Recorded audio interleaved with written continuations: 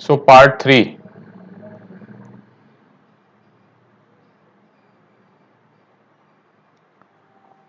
A wedge of mass m and triangular cross section. ये एक आपको wedge दिख रहा है जिसका क्रॉस सेक्शन ट्रायंगुलर है, ठीक है, जिसमें आपको दिया है A B is equal to B C is equal to C A, मतलब सारी साइड्स इक्वल हैं, तो ऑब्वियसली इसका मतलब है कि इक्विलेटरल ट्रायंगल है ये, इक्विलेटरल ट्रायंगल, और इसका मतलब सारे एंगल 60 डिग्री होंगे, ठीक।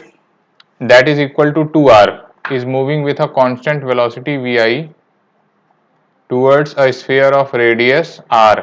तो ये vi के स्पीड से इधर की तरफ जा रहा है जहां पर एक फिक्स्ड रेडियस है, towards a sphere of radius r, जो कि फिक्स है स्मूथ हॉरिजॉन्टल टेबल पे, स्फीयर इस पे फिक्स कर दिया गया है, ठीक है। फिर कहता है कि जब वेज इसकी तरफ जाएगा तो ऑब्वियसली टकराएगा कहीं ना कहीं पे। The ways makes an elastic collision with the fixed sphere returns along the same path without any rotation। जैसे स्लाइड करते हुए जाता है वैसे ही स्लाइड करते हुए वापस आ जाता है, और एक इलास्टिक कोलिजन होता है। तो इलास्टिक कोलिजन का मतलब सेम, जिससे V से गया था, सामने वाला ऑब्जेक्ट अगर फिक्स है तो ये जिस V से गया था उसी V से वापस भी आ जाएगा, ठीक। अब कह रहा है neglect all friction and suppose that the ways remains in contact with the sphere for a short time dt, that is delta t। तो कोलिजन का जो ड्यूरेशन है that is delta t, collision duration is equal to delta t। फिर अब कह रहा है कि during which sphere exerts a constant force f on the wedge। Collision के दौरान जो फोर्स लग रहा है that is f, कोलिजन के दौरान जो फोर्स लगेगा that is f, तो फोर्स आपका दे दिया f। अब तरह तरह की बातें पूछ रहा है कि F ही निकालना है आपको, and also the normal exerted by table on the veg. तो ऑब्वियसली ड्यूरिंग कोलिजन, देखो अगर इसको हम फिर से बना लें,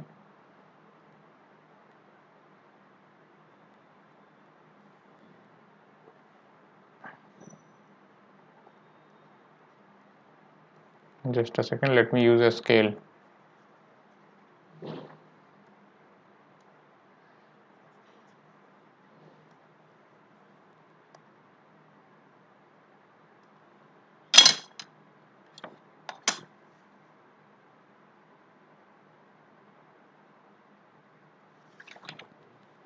ठीक है,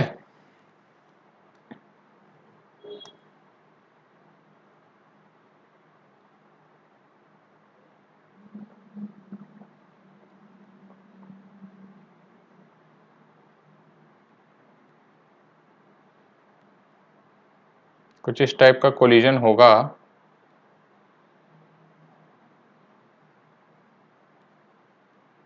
ठीक है।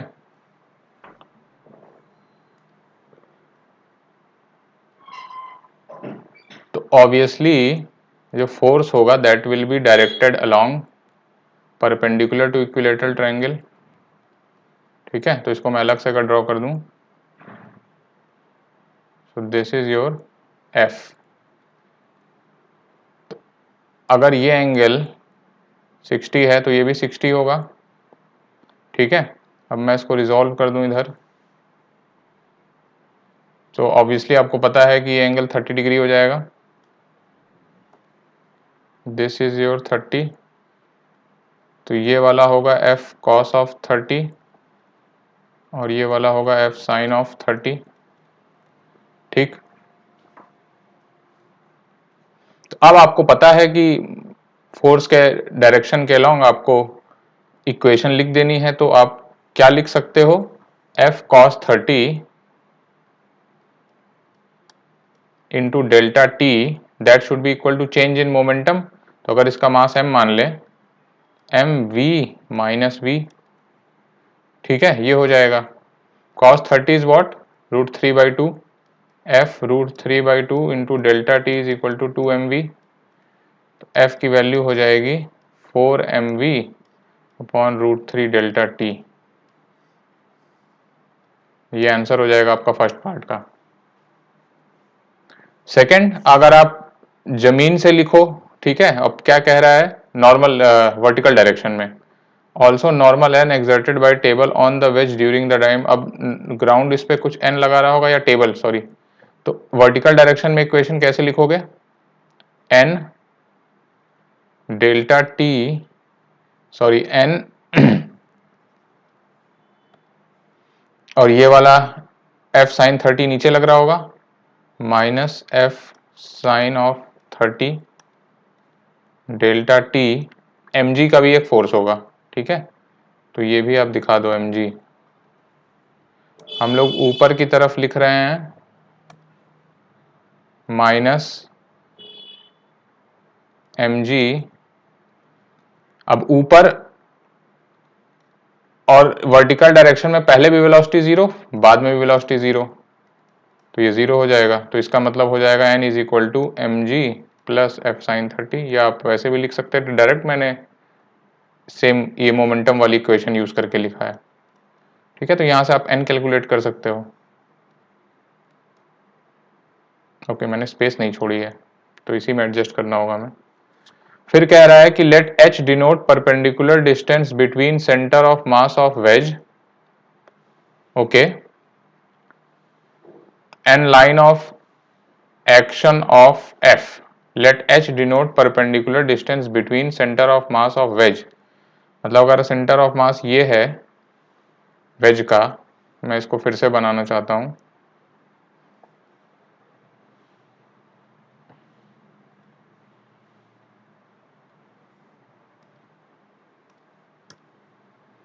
This is centre. अगर फोर्स कुछ ऐसे लग रहा था तो इससे इसकी perpendicular distance that is H, this is H, ठीक है। अब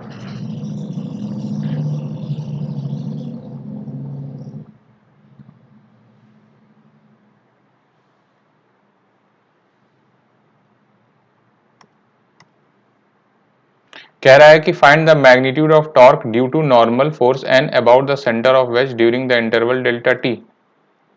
find the magnitude of torque due to normal force N. देखो, about the centre of wedge निकालना है, ठीक है। तो नॉर्मल फोर्स जो लग रहा होगा वो इसी पॉइंट से पास करेगा कहीं ना कहीं, ठीक है। ये मैंने इसमें फिगर में यहां दिखाया, पर एग्जैक्टली सेंटर से लगेगा नहीं। क्यों नहीं लगेगा, क्योंकि टॉर्क बैलेंस करनी होगी उसे। ये डिलीट हो गया है,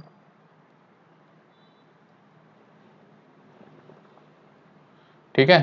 तो अगर हम लोग नॉर्मल को ये मान लें तो टॉर्क ऑफ नॉर्मल कौन बैलेंस करेगा, एक ही फोर्स है, that is F, torque due to F. अब एफ की वजह से आप निकाल सकते हो एफ इंटू एच, सिंपल है। एच दिया है आपको, एफ की वैल्यू ये है, ये यहां पुट कर दो, आ गया answer, torque due to N, ठीक है। तो ये सिंपल सिंपल इसमें 3 क्वेश्चंस हैं, और एक बार आप वीडीज की बना लो। बस ध्यान ये रखना है कि ये जो फोर्स यहाँ पर एफ लग रही है दैट शुड बी साइड के परपेंडिकुलर होगी, और परपेंडिकुलर होगी, ये इक्विलेटरल ट्रायंगल है, you can work out the angles. Angle आपने निकाल लिया, फिर फाइनली लास्ट पार्ट में आपको ये दूरी एच दे दी है, एच दे दी है तो इसका टॉर्क हो जाएगा एफ एच, और इस टॉर्क को बैलेंस करेगा नॉर्मल का। नॉर्मल का टॉर्क होगा क्लॉकवाइज, एफ का टॉर्क होगा एंटी क्लॉकवाइज, तो दोनों बैलेंस हो जाएंगे, ठीक है। अगले क्वेश्चन पे चलते हैं। लास्ट वाला क्वेश्चन आज मैं होमवर्क देने वाला हूं, तो वो आपको खुद ट्राई करना है, ठीक है। So let's see this question, ये भी ठीक क्वेश्चन है। Uniform circular disc has a radius R, एक डिस्क है जिसका रेडियस आर है, एंड मास एम, इसका मास एम है। A particle also of mass M, एक पार्टिकल ए है, इसका भी मास एम है, is fixed at point A on edge of the disc, ठीक है। डिस्क के एज पे ये पार्टिकल जो कि इसका भी मास m है फिक्स कर दिया गया है। The disc can rotate freely about fixed horizontal chord PQ, PQ के अबाउट ये रोटेट कर सकती है, ठीक है। इस एक्सिस के अबाउट ये ऐसे वर्टिकली रोटेट करेगी। The disc can rotate freely about fixed horizontal chord PQ that is at a distance r/4 from centre C of disc. ये डिस्टेंस जो है दैट इज योर r/4, जैसा कि फिगर में दिख पा रहा है। फिर कह रहा है the line AC is perpendicular to PQ। Line AC जो है that is perpendicular to PQ। ठीक है, मतलब ये पार्टिकल बिल्कुल ये जो सेंटर से ज्वाइन कर रहे हैं पार्टिकल को, वो line that is perpendicular to PQ। ठीक है, चलो। Initially, disk is held vertical with point A at its highest position. It is then allowed to fall so that it starts rotating about PQ. Find the linear speed of particle at it reaches the lowest position. तो ये work energy theorem का ज़्यादा question मुझे लग रहा है rather than, बस इसमें आपको रोटेशनल काइनेटिक एनर्जी इंकाउंटर करनी होगी। तो देखो जब वर्टिकल टॉप मोस्ट पोजिशन पे है तो ऐसा होगा, पूछ कब रहा है आपसे, लोवेस्ट पोजीशन। तो लोवेस्ट पोजीशन पे ये पार्टिकल कब आएगा, जब ये पूरा 180 डिग्री नीचे आ चुकी होगी। तो आप ये वाला इसका मिरर इमेज बना दो, इस टाइप का बनेगा, या इसको थोड़ा सा अच्छा बना लेते हैं,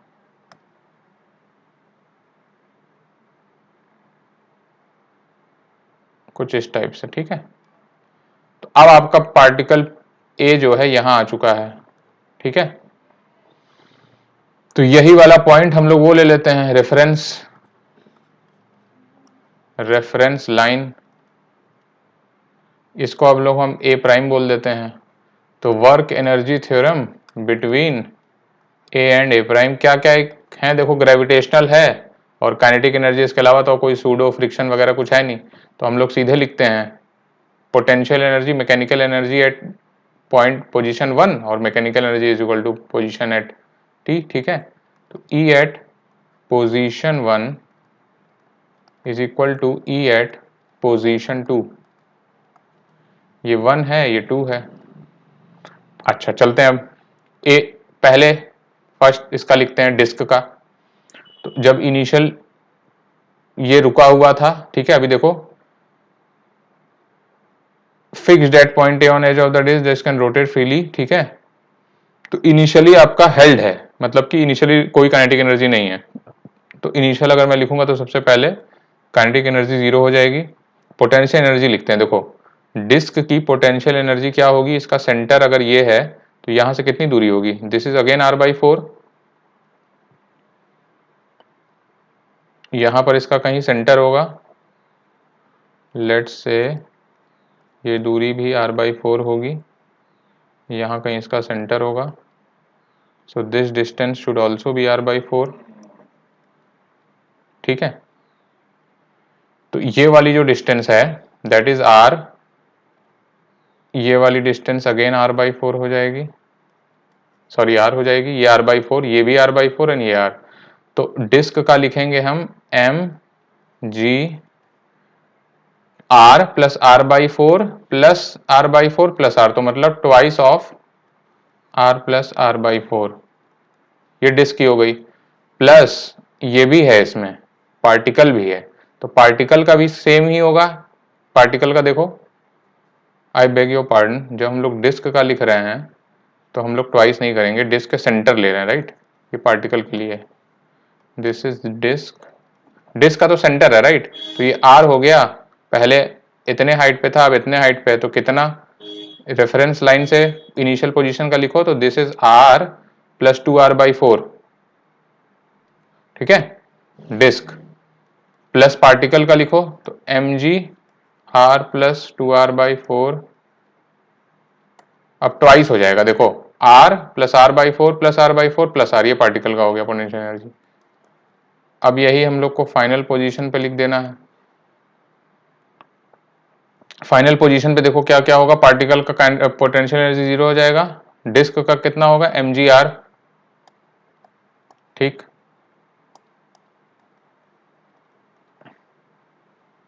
प्लस 0 किसका होगा, पार्टिकल का, प्लस काइनेटिक एनर्जी भी लिखना होगा। तो काइनेटिक एनर्जी पूरे सिस्टम का लिख लो, half I omega square.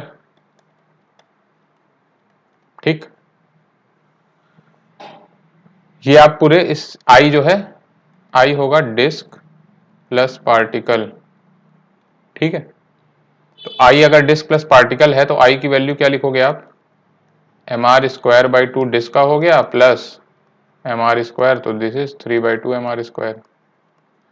So I am sure यहां से आप ओमेगा निकाल लोगे। तो अगर ओमेगा निकल जाएगा इस इक्वेशन से तो क्या आप v नहीं निकाल सकते इसका, v क्या होगा वहां पे, यही इसकी वेलोसिटी हो जाएगी। ठीक है, तो बस अच्छा क्वेश्चन है, बस इक्वेशन आपको ध्यान से लिखनी है। आप रेफरेंस कुछ भी मान सकते हो, आप इस लाइन को भी रेफरेंस मान सकते हो, रोटेटिंग लाइन को भी रेफरेंस मान सकते हो, डिपेंड्स, तब आपको ये चीज़ माइनस में लिखनी होगी। तो मैंने लोअर मोस्ट पोजीशन को ही रेफरेंस मान लिया है। ठीक है, तो ये इसकी हो गई। ठीक है, एक और क्वेश्चन देख लेते हैं और इसके बाद आपका वो होमवर्क वाला रहेगा। A man pushes a cylinder of mass m, ये m1 मास का सिलेंडर है, with the help of plank of mass m2, there is no slipping at any contact. ये जरूरी लाइन है कि कोई स्लिपिंग नहीं है किसी कॉन्टैक्ट पे। The horizontal component of force F applied by the man is F। ये एक F फोर्स लगा रहा है इस प्लैंक पे, इसको रोटेट करने के लिए। ठीक है, find the acceleration of Planck and centre of mass of cylinder. अच्छा अब देखो, जैसे कि आपने इस पे फोर्स लगाया तो कहीं कोई स्लिपिंग नहीं है, मतलब फ्रिक्शन मौजूद है। तो क्या करेगा, इस प्लैंक पे सिलेंडर फोर्स कहाँ लगाएगा, पीछे की तरफ लगाएगा इसको रोकने के लिए। तो इस पे लगेगा, दिस इज F1 पीछे की तरफ, तो इक्वल एंड ऑपोजिट सिलेंडर पे F2 नीचे, F1 आगे की तरफ लगेगा। अब एक ग्राउंड पे भी फोर्स आएगा। ठीक है, ये इसका सेंटर है, तो ग्राउंड पे भी फ्रिक्शन लगेगा, उसकी डायरेक्शन क्या होगी। देखो इस फोर्स की वजह से, F1 की वजह से ये आगे ट्रांसलेट भी करेगा और आगे रोटेट भी करेगा। ठीक है, तो अगर इसका एक्सेलरेशन हम लोग a1 माने, इसका एक्सेलरेशन a2 माने, तो इस पॉइंट का सबसे पहले इस F1 फोर्स की वजह से एक्सेलरेशन निकालो। Let's say this point as P। तो P क्या होगा, ये आएगा F1 बाई m आगे की तरफ, इसको मैं आगे से डिनोट कर रहा हूं या डायरेक्ट ही लिखते हैं, और आर ओमेगा, आर अल्फा की वजह से पीछे की तरफ आएगा। देखो इसका टॉर्क क्लॉकवाइज आ रहा है, तो F1 R बाई आई। ठीक है, ये I हो गया, सॉरी दिस इज अल्फा हो गया, एंड अल्फा इंटू आर, ये होगा माइनस पीछे की तरफ। अब I क्या होगा, सिलेंडर का, मैन पूछे सिलेंडर ऑफ मास m1, तो हम लोग इसको ऑब्वियसली कुछ नहीं दिया तो सॉलिड सिलेंडर मानेंगे। तो I क्या होगा, mr² बाई 2। तो ये कितना हो जाएगा, F1 by m1 minus 2F1 by m1, तो माइनस F1 बाई m1। ठीक है, मतलब पीछे की तरफ आ रहा है, पीछे की तरफ आ रहा है तो ग्राउंड किधर फोर्स लगाएगा, आगे की तरफ। Backward, since acceleration is backward therefore F2 is forward. अब ये आपके फोर्सेस बन गए। तो अब अगर फोर्सेस बन गए तो you can write all equations. सबसे पहले प्लैंक की इक्वेशन लिख लीजिए। प्लैंक की इक्वेशन क्या बनेगी, एक ही फोर्स है, एक F कैपिटल है और एक फ्रिक्शनल पीछे की तरफ है, तो F minus F1 is equal to m2a2, ये मेरी फर्स्ट इक्वेशन। सेकेंड इक्वेशन क्या बनेगी, सेकेंड इक्वेशन बनेगी सिलेंडर की ट्रांसलेशन, वो क्या होगी, F2 आगे F1 आगे और कोई फोर्स पीछे तो है नहीं, तो F1 plus F2 is equal to m1 a1, ये मेरी सेकेंड इक्वेशन है। और थर्ड इक्वेशन किसकी बनेगी? रोटेशन की। वो क्या होगी? सो दैट इज F1 का टॉर्क F1R, F2 का टॉर्क। तो अगर हम A1 इसको आगे की तरफ मान रहे हैं तो ये अल्फा मान लेते हैं, ठीक है। तो रोटेशन हो जाएगा F1R minus F2R is equal to I alpha. ये मेरी थर्ड इक्वेशन। फोर्थ इक्वेशन, क्योंकि कहीं कोई स्लिपिंग नहीं है, नो स्लिपिंग, तो A1 की value R alpha, sorry slipping नहीं है, तो इस पॉइंट ऑफ कांटेक्ट की भी वेलोसिटी एक्सीलरेशन जीरो करना होगा हमें, ठीक है। इसको हम लोग, इस पॉइंट ऑफ कांटेक्ट को बोलते हैं P प्राइम, या वहीं पर बना देते हैं, ग्रीन से बनाएंगे इसे, P प्राइम, नो स्लिपिंग। तो इस पॉइंट ऑफ कांटेक्ट का भी A P prime is equal to zero, should be zero,